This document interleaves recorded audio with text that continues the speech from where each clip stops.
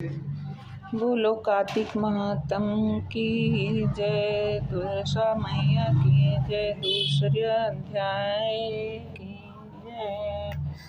भगवान श्री कृष्ण ने कहा, हे देवी गुणवती, अपने पिता व पति को राक्षस के द्वारा मारे जाने का समाचार सुनकर बड़ा विलाप करने लगी। हे नाथ, हे पिता, मुझको त्याग कर तुम कहाँ चले गए? मैं अकेली कन्या हूँ, तुम्हारे बिना अब मैं क्या करूँ? अब मेरा भोजन और वस्त्र आदि की व्यवस्था कौन करेगा? घर में स्नेह पूर्वक मेरा पालन पोषण कौन करेगा? मैं कुछ नहीं कर सकती।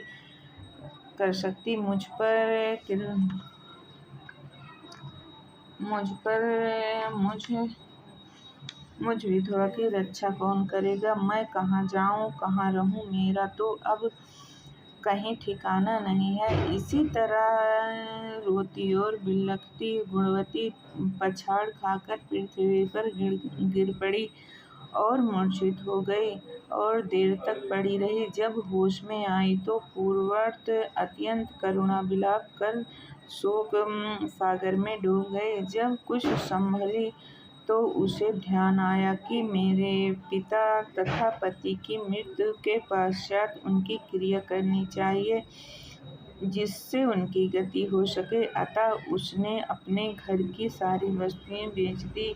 उनके बेचने से जो पैसे उसे मिले, उनसे अपने पिता और पति की श्राद्धार्थ क्रिया की। फिर वह उसी नगर में रहने लगी। भगवान विष्णु की भक्ति में आठों पहर रहने लगी। उसने जन्म से लेकर मृत्यु तक नियम पूर्वक सारी एकादशियां के व्रत और कार्तिक महीने का उपवास किए हैं। हे प्रिय, ये एकादशी और कार्तिक व्रत मुझको बड़े ही प्यारे हैं। मुक्ति, भक्ति, पुत्र तथा समाप्ति को देने वाले परम पवित्र है। जो मनुष्य कार्तिक मास में तुला राशि पर सूर्य आता है तो सवेरे उठकर स्नान करते हैं, व्रत व उपवास करते हैं, वह मुझे बहुत ही प्यारे हैं। क्योंकि यदि वह बड़े पापी भी हों तो सभी स्नान व व्रत के प्रभाव से उनको मोक्ष की प्राप्ति होती है।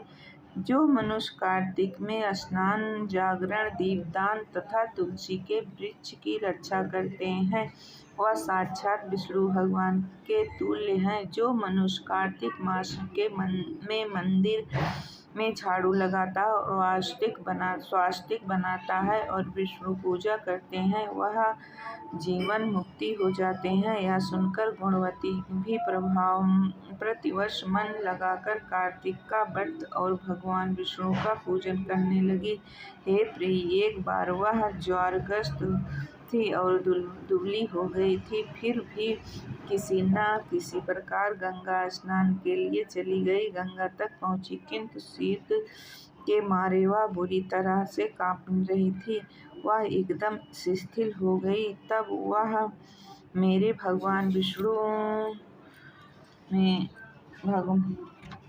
भगवान विष्णु के दूत के द्वारा धाम ले आए। उसके पश्चात ब्रह्मा आदि देवता भी प्रार्थना पर जब मैंने श्री कृष्ण का अवतार लिया तो उस समय मेरे गण भी मेरे साथ आए। वह सब इस पृथ्वी पर यादव बने। तुम्हारे पिता, जो कि पूर्व जन्म में देव शर्मा थे, इस समय सत्राजित है। पूर्व जन्म के चंद्र शर्मा, जो तुम्हारा पति था, वह डाकू है। और हे भामिनी, तू ही वही गुणवती है। यह कार्तिक व्रत का ही प्रताप है, जिससे कि तू मेरी अर्धांगिनी बनी है।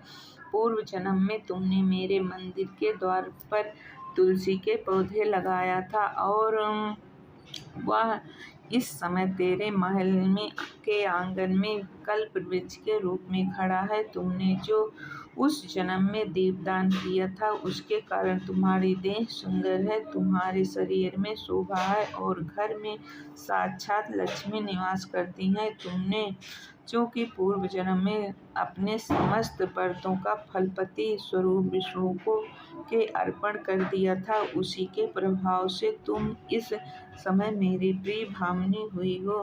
पूर्व जन्म में आजीवन तुमने जो नियम से कार्तिक मास का व्रत किया था, उसका यह प्रभाव है कि मेरा और तुम्हारा कभी वियोग नहीं होगा। इसी प्रकार जो कोई कार्तिक मास में व्रत आदि करते हैं, वह मुझसे तुम्हारे ही समान प्यारे हैं। वह तुम लोग जो तुम दूसरे जब तप यज्ञदान आदि करते हैं, कार्तिक मास में किए गए व्रत के समान उनका फल बहुत थोड़ा होता है। यह यानी कार्तिक मास के व्रत का 16वां भाग भी नहीं है। इसी तरह हे सत्यधामा, भगवान श्री कृष्ण चंद्र के महाराज से अपने पूर्व जन्म के पुण्य का प्रभाव सुनकर अति प्रसन्न हुई। बोलो बोलो कार्तिक महात्म की जय, विष्णु भगवान की जय।